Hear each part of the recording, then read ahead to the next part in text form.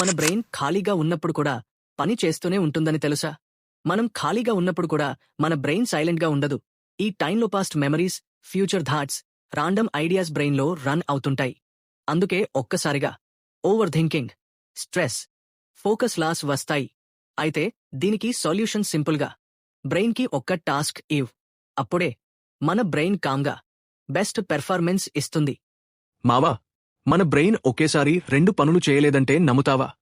కానీ ఇది నిజం. మనకి బ్రెయిన్ మల్టీటాస్కింగ్ చేస్తున్నట్టు అనిపిస్తుంది. కానీ నిజానికి మన బ్రెయిన్ ఒక పని నుంచి మరో పనికి ఫాస్ట్గా స్విచ్ అవుతుంది.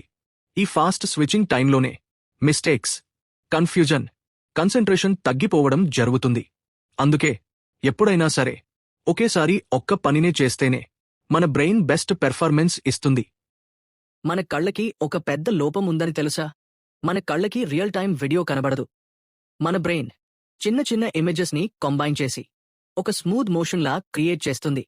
అందుకే మూవీ స్క్రీన్లో 24 ఫోటోస్ పర్ సెకండ్ చూపించినా మనకి వీడియోలా కనిపిస్తుంది.